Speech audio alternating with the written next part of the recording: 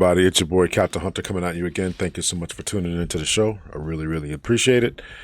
For today, we are going to check out an interview that Miss Eboni K. Williams had with the brother whose name is Touré. I don't know much about him. I know that he was on, I want to say it was either MSNBC or on CNN, and so many individuals have, been, let go, resigned from their positions at these places. In addition to Miss Eboni K. Williams, who was once at Fox News, decided to resign and start her own thing, and she's doing well. And so Touré, I guess, is doing the same thing. I don't know if that's first name, last name. I don't know. I'm not going to look them up. It's not really that important to me. But what I think that, there's first thing I want to address, there's a couple of things I want to address here. Number one is our infatuation with celebrity and our infatuation with what others say about celebrity. And to my point, I want to bring up Anton Daniels down here at the bottom, who, right, if you could check out this clip has something like 500 comments. I saw it up here. It doesn't have that many views. I think it's like 16,000 views. Oh yeah, 16,000 views. 16,000 views.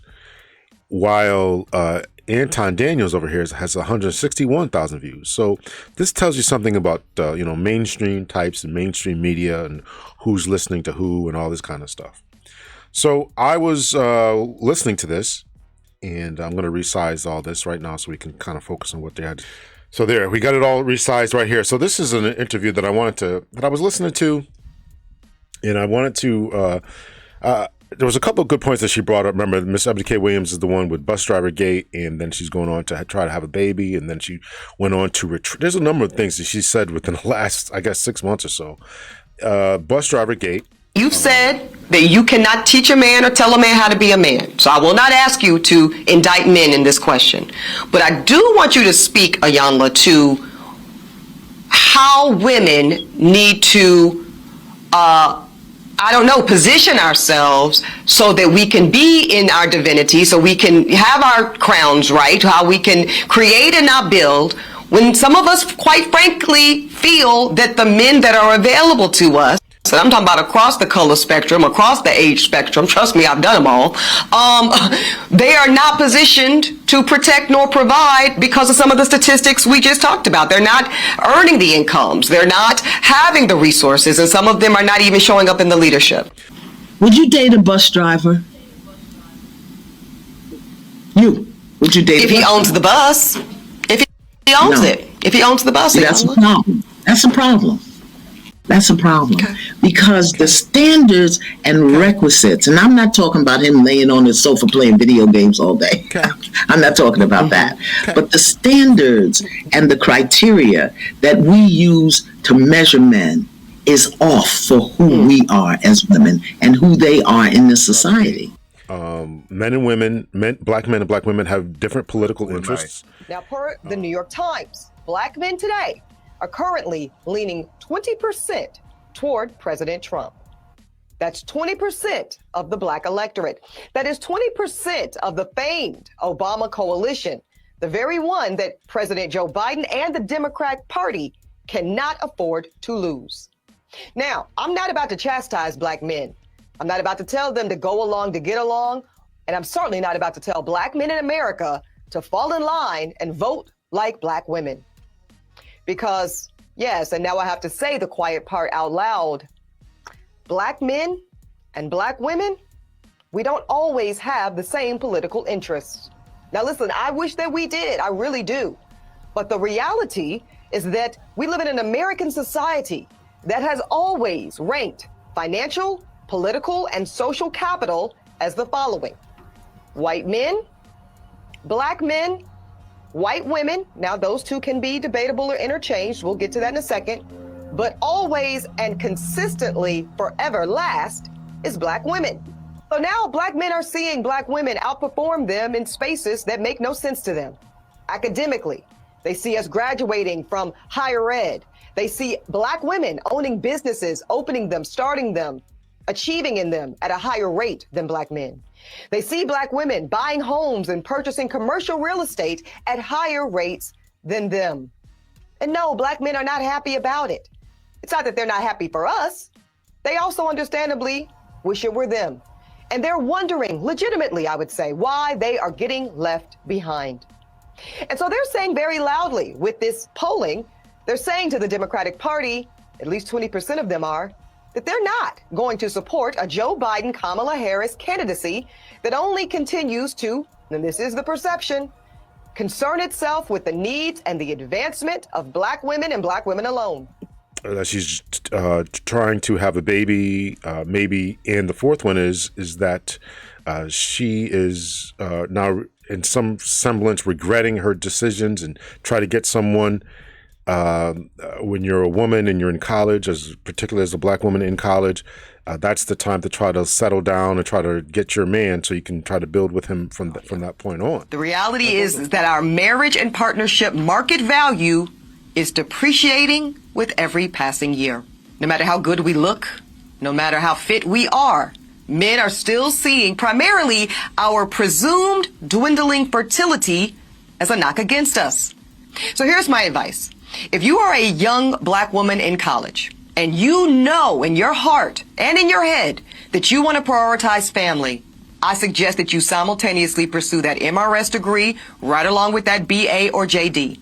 Because the handful of Black college-age men that actually do desire to get married soon, and they do share that value system, and family is a priority for them too, y'all, that is an incredibly small pool, and it's shrinking as you get older. And by the time you reach my age, 40, you will be faced with different choices relating to life partnership and motherhood. Right, those are really, really four different takes on a woman who's in this place. Right, so those are comments that she's made within the last 6 months. So what's really stark and really want to contrast this is, first she was saying I would not date a bus driver. I would not date a bus driver. I may play that clip. If I play it, I play it. I would not date a bus driver. Then she went on to say,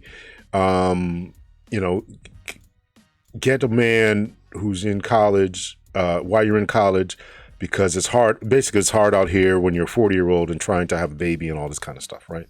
And then she goes on. So there's a totally different, point of view, right? And now she's trying to have a baby, and if it was up to her, she'd be pregnant right now. So she's essentially having complications with the artificial insemination process that she's going through. So, having said that, that's not really of interest to me. Okay, she's going through her journey and everything. But what is interesting is a point we'll play it from right here. Well, Iyanla initiated it, right? She asked you. Mm-mm. How did that?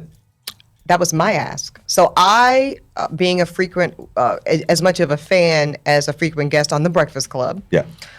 I saw Iyanla on The Breakfast Club, and she made a statement, and I'm paraphrasing, but not very much. It's almost exact. Iyanla Van Zant said, not even young. A lot of Black women today are operating as men in skirts. They are occupying a masculine posture in their relationships and in society, and it needs to stop. And I don't know what that means. You said you don't know what that means? No. Oh, I know exactly what she meant, right? What does that mean? What she meant was, and she did expound. Basically, she's saying women, and I'm putting my hand in the air. What do they say? Hit dog holla. I was hit. I was like, oh, this one's for me. Dr. Van Zant says women today are so preoccupied by building and protecting and providing and making the money and being the boss and being overeducated and overemployed and all of that they're too busy occupying spaces that are traditionally for men. And so while we look feminine, we've got our lashes and some of us have our BB. She's going to say BBLs. I don't know if it was for men, but it's certainly occupied by men.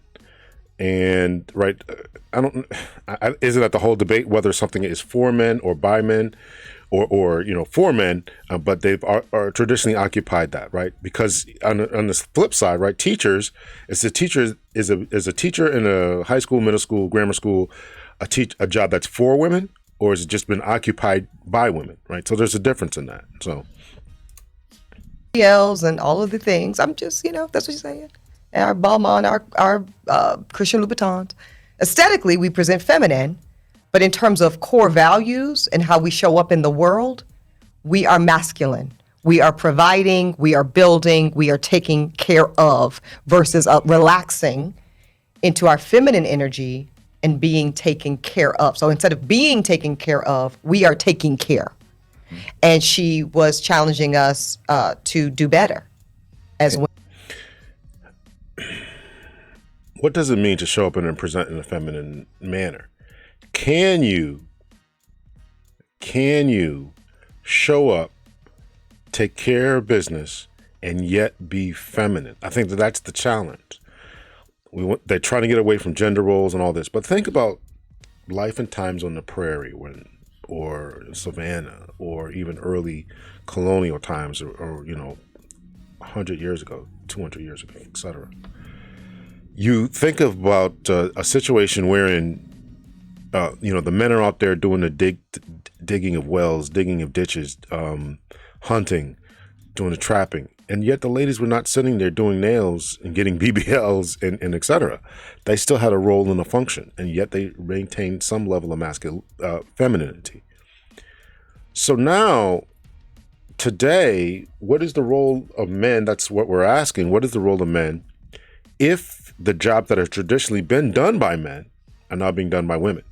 And by those jobs, I mean the higher status CEO corporate jobs, right? We're no longer fighting bears and wolves and fighting off pumas. Tribal warfare is almost essentially gone. We have a well-regulated militia, meaning our military, police officers, fire departments put everything out, construction workers, all this stuff is taken care of. So what is the traditional role of men?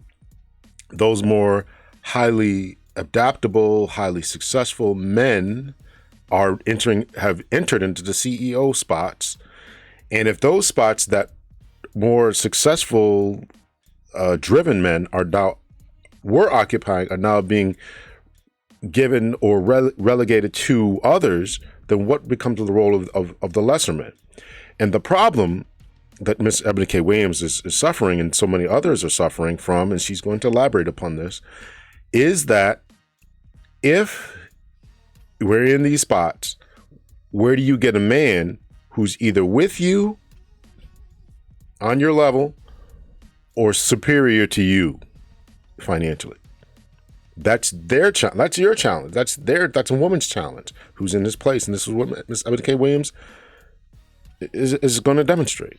Women. And the implicit thing is you're only going to get a man when you're in your feminine energy. Correct.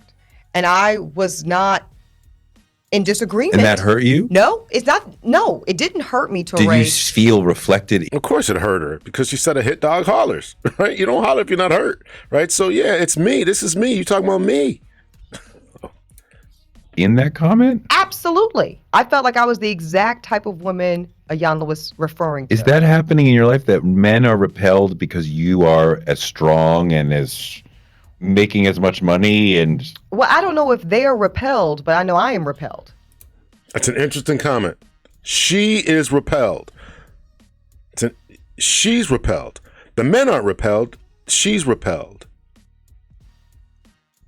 Repelled when a man who's, well, she's going to say it, lower value tries to holler at her. Can't provide her the lifestyle that she can provide for herself.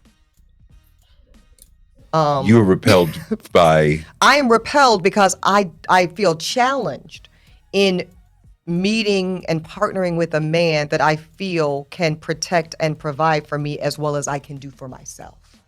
Now, I'm confused as to what she means by that.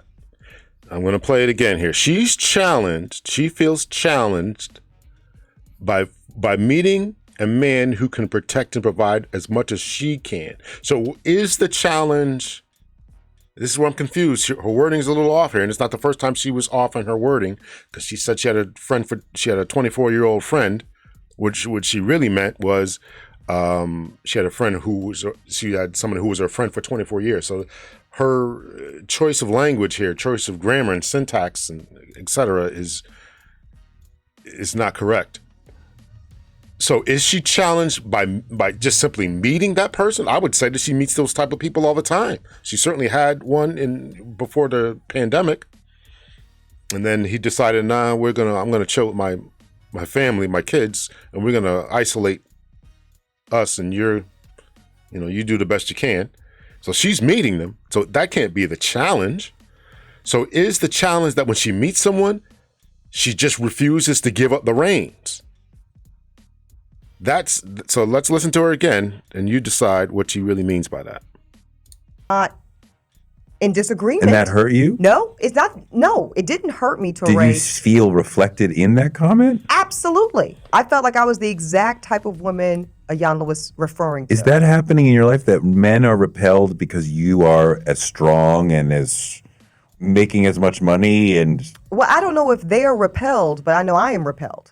you are repelled by... I am repelled because I feel challenged in meeting and partnering with a man that I feel can protect and provide for me as well as I can do for myself. I'm still confused. Is the challenge meeting the man, or is the challenge meeting the man, or is the challenge meeting that man and then giving up the reins of being able to rest in your femininity, being able to know that he will protect and provide to the level that you can? Really giving up the reins.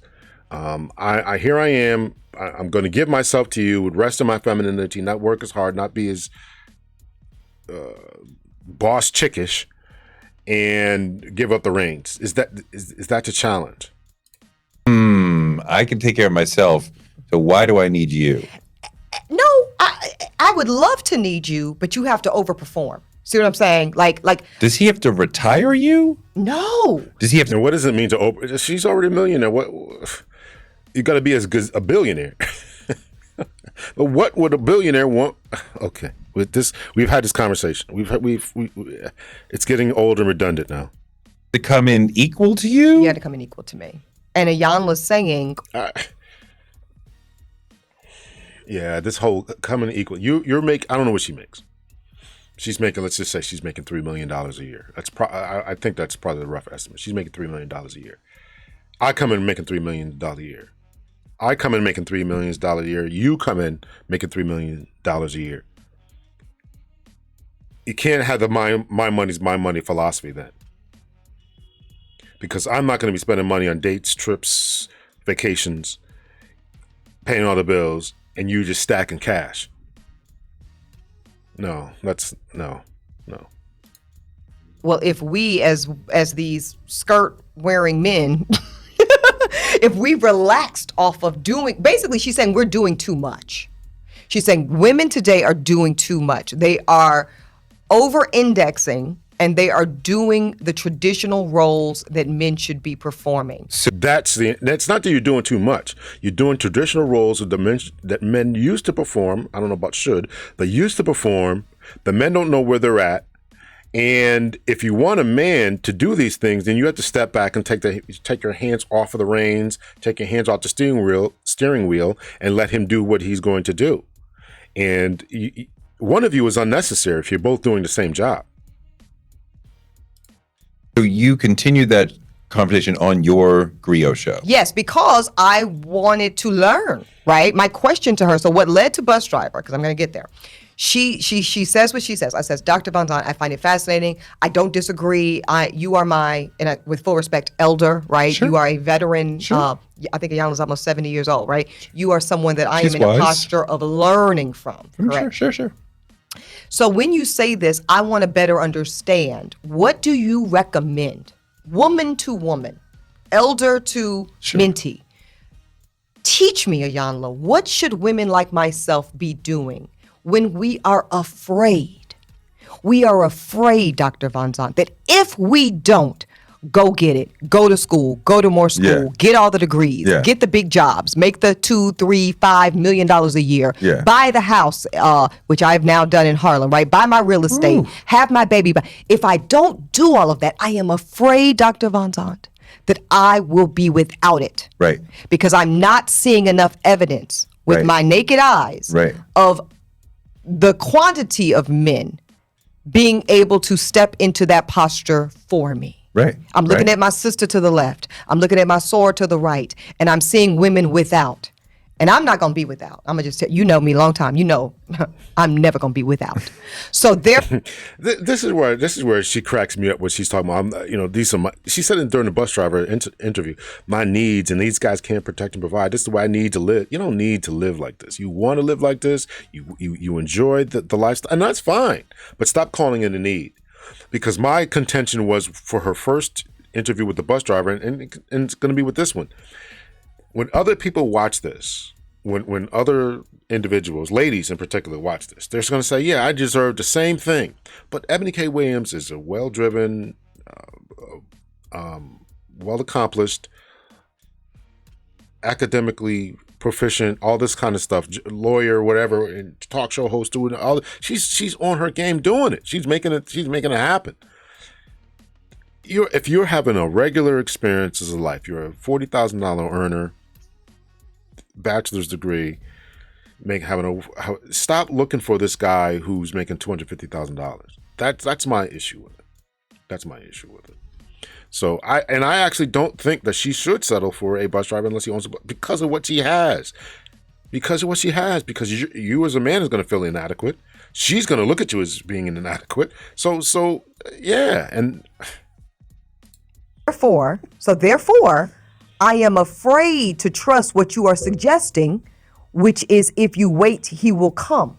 Right. If you do less, it will be provided for you. I want to believe that with everything in me, Torre. I still want to believe that. Right. But I am afraid because it's kind of Baldwin-esque, right? You know how Baldwin says in that famed debate with white boy, you are asking me to believe in an America that I have no evidence of seeing. William Buckley. Yeah. And that's kind of. I try to find a clip. It wasn't William Buckley.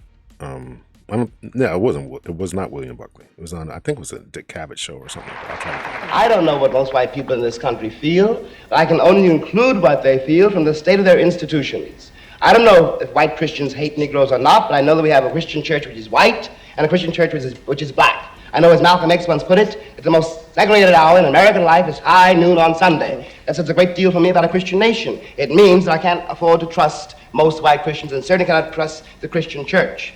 I don't know whether the labor unions and their bosses really hate me. That doesn't matter, but I know I'm not in their unions. I don't know if the real estate lobby is anything against black people, but I know the real estate lobbies keep me in the ghetto.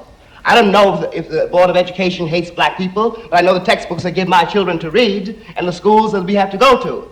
Now, this is the evidence. You want me to make an act of faith, risking myself, my wife, my woman, my sister, my children, on some idealism which you assure me exists in America, which I have never seen.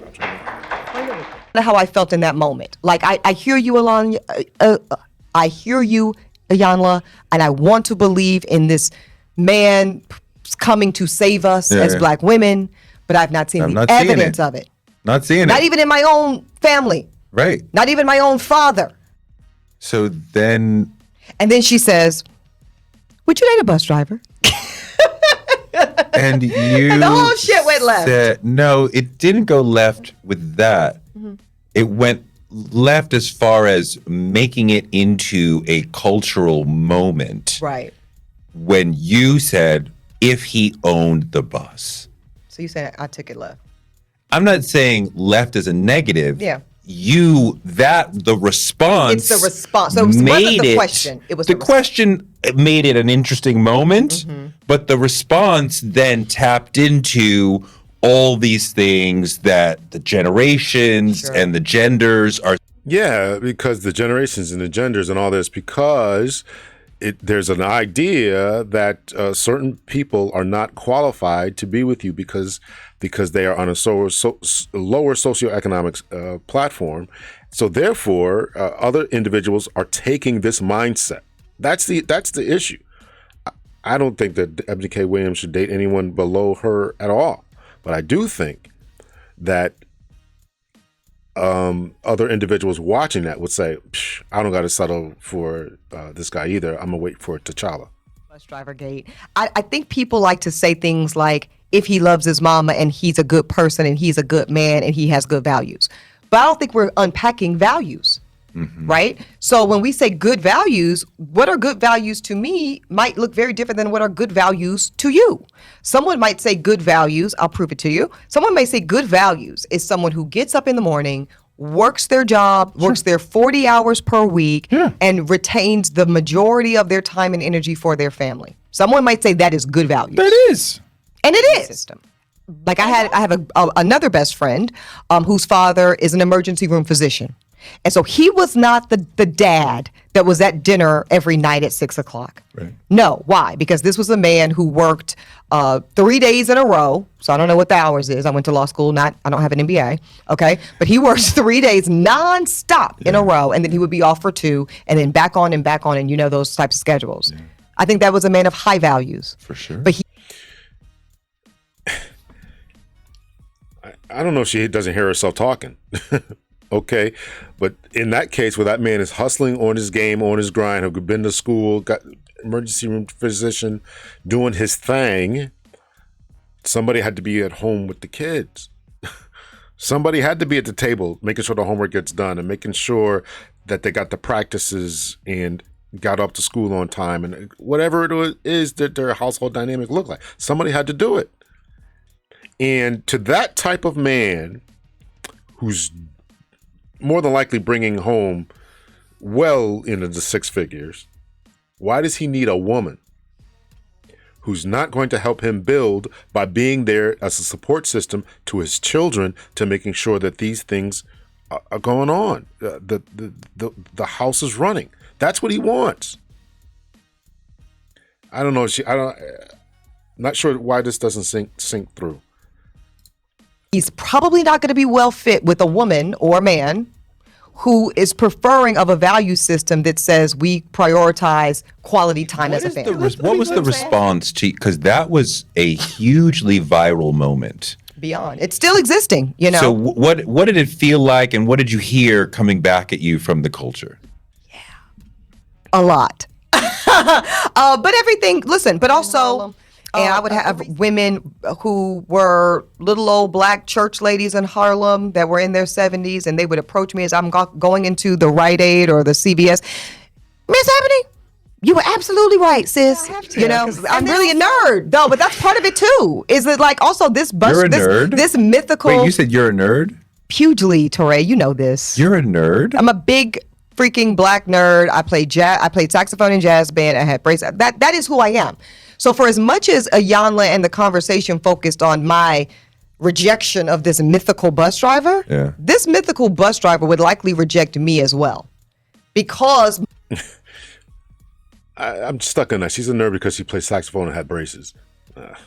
Listen, our concept of what's important, and she can say that, right? Because obviously now she's the braces worked and she got herself fixed up and she's a good looking woman. But you can't say that as a dude. Can't say that as a man.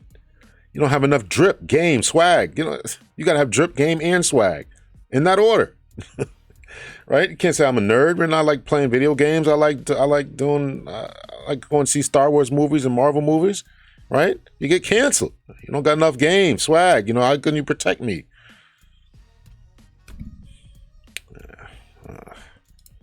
My interest very well might be off-putting to him, because I am a workaholic, because I am constantly building and thinking of different ways and paradigms to advance my business. I was here for 2 seconds, met Chris, runs wheels are spinning. How annoying is that to somebody that doesn't function that way? See, this is what I'm talking about, that I see you as half. Yeah. This is what I said. And listen, this is the personality trait, and I'm not saying she should change. I'm just saying you got to accept what comes with it. Whether you're a person whose wheels aren't spinning, you got to accept what comes with that. And if you're the type of person whose wheels are constantly spinning and always trying to look at the next move, chess move or whatever, then you got to accept what comes with that. You just have to accept it. And you can't, if you're a guy who's not as motivated, dedicated, etc., either you got to work on your motivation or you have to accept what comes with that. And what comes with that is lower wages, lower prospects, lower achievements, etc. You got to be able to accept that. And it seems as though that there's a a tacit inability to accept that if I'm doing these things, that I don't have to accept the consequences that come with that. And the consequences that come with that are going through IVF, going through not having the type of man that you want. Right? Those are the consequences of that type of thing, because the men that you would want don't want that. The men that you want are exactly like the story that she gave about the doctor who's an emergency room doctor. Somebody's got to be home to deal with the kids, and that's the type. If you want that type of man, you got to be that type of woman. That's what goes with that. Charlamagne asked me one time on the Breakfast Club, separate interview, like, what do you bring to the table, right? You, yes, Ebony. Yes, and I wasn't offended because I actually thought it was legitimate, Touré, because I don't think you can assume that just because somebody has these letters behind their name or this check that is, no, what do I bring? I will tell you one of the most valuable things I think I bring to a romantic partnership, Touré. And I'm just coming through a heteronormative lens because I happen to be heterosexual, but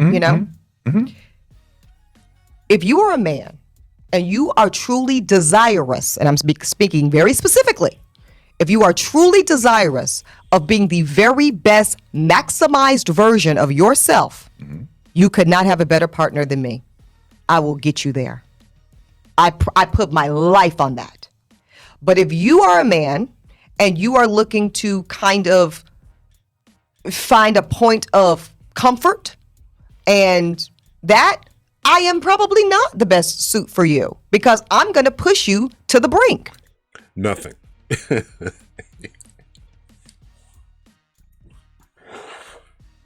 How she misses, and Touré's just kind of going with the flow, just letting her talk. No real pushback. How she's missing that. I'm going to make you the best version of yourself. I'm going to push you. She gave the story of a person that she saw, or her best friend, or one of her another good friends. This was the type of woman that she had at home, a wife at home, mother at home. That was her. That's what that man needs.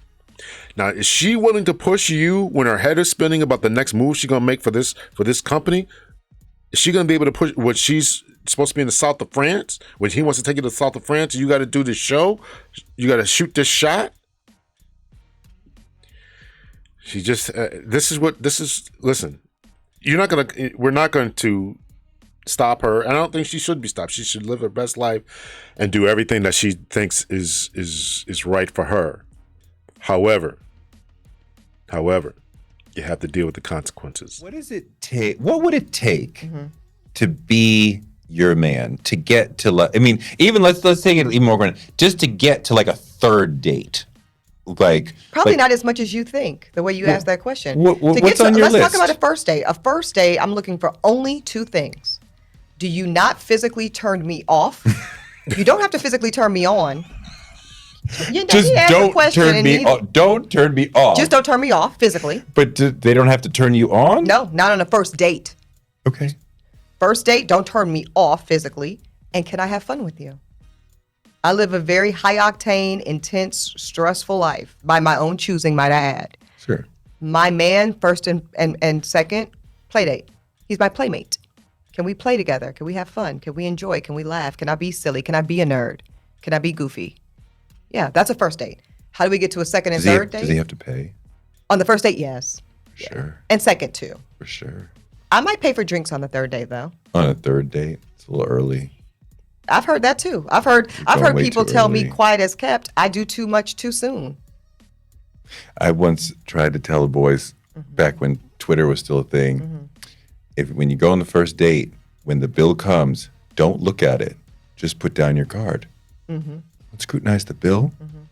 Oh, what if they made a mistake?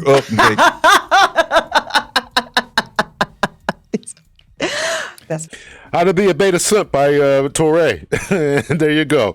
You better look at that bill and they make a mistake. Okay, whatever. I mean, this is all all fine, well, and dandy.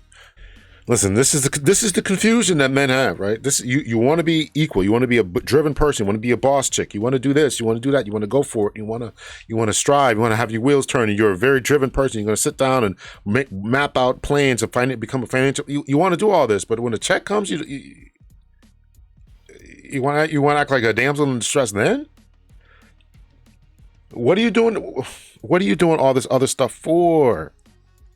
And I get it. Listen, I get it that there's that from their point of view, there is a dichotomy. If I don't do this, then I may never get it.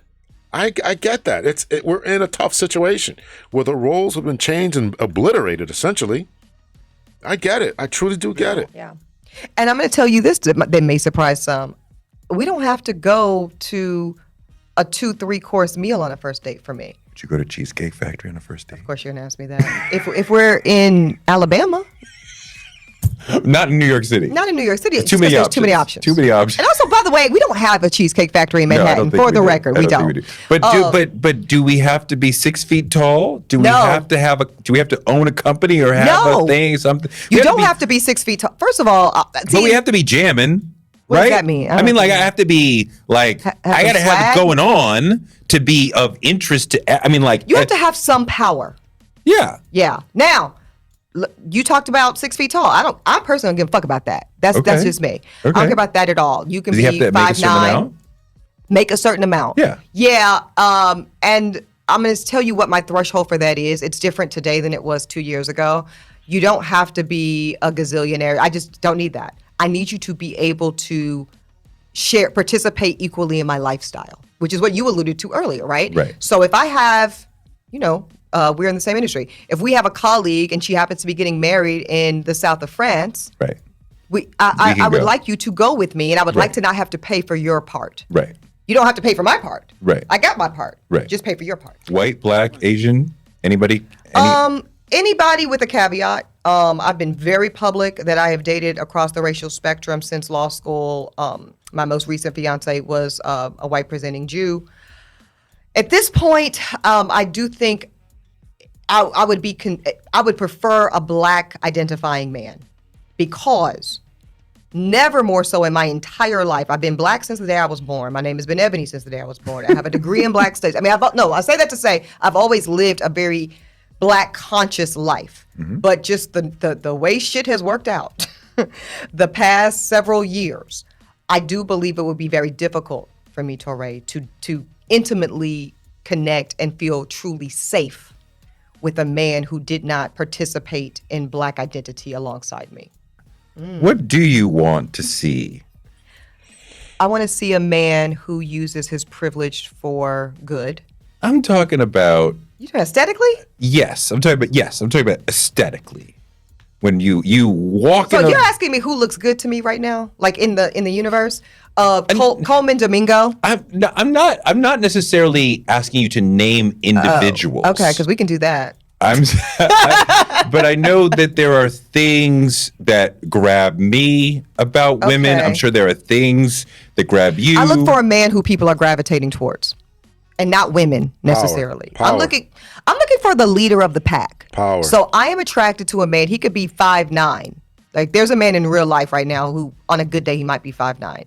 But when he's in the room, everybody's almost lining up literally to get some time with him. That shit's sexy. That shit turns me on. Power. Because that's the man whose lens is the driving force of the vision. I like a visionary, Torre. I like a man. All right, I'm going to leave it off there. I'm going to take a look for some other videos. And so let me know your thoughts, your opinions. Listen, it's a good interview. I don't have anything personal against Miss Eboni. She makes for good content. And I think, listen, she wants what she wants, and she's successful, so you got to come with it. Right? You got to have power. You got to be the person in the room. You got to come with it. So if you want to step up to her, then you got to come with it. So let me know your thoughts, your opinions, right? And to the men out there, listen, just be the best version of yourself. Don't feel bad about your station in life. And if you do feel bad about your station in life, then do something about it. Get on your game, get on your grind, get in the gym, change your diet, change your life, change your mindset, change your self-talk, change all that, right? I do life coachings, right? So self-talk is very, very important to me. So if you want to reach out, make sure you reach out. And we'll make some things happen. We'll get you where you want to be, but you don't have to walk around feeling bad, sad, lonely, and depressed. You can and should do something about it. So Miss Eboni K. Williams is in a different place, and she's, at the beginning of the interview, which I did not play. I'm actually going to play it now. I'll actually play it now. By moment. Are you happy? I'm happy in this moment. What about in general? You know, I will answer you the way I answered my 24-year-old best friend in terms of the friendship's 24 years old, not she is 24 years old. That would be weird because I'm 40. So like, I'm saying, right? that's What do you have weird. to talk to you about a 24? We can't First of talk all, to mind your 24. business, Torre. That's first of all. No, I'm playing.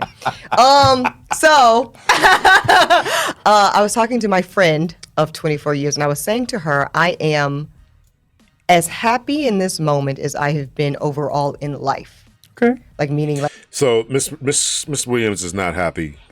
That's the way I'm taking it. When you got to explain yourself, if you're explaining, you're losing. Right? So keep that in mind. So anyway, let me know your thoughts, your opinions about this interview. Make sure you check it out. I will leave it in the description there. Hopefully I don't have to take this down because I don't get any strikes. So I'm claiming fair use, all that kind of stuff. So much love and peace, everyone.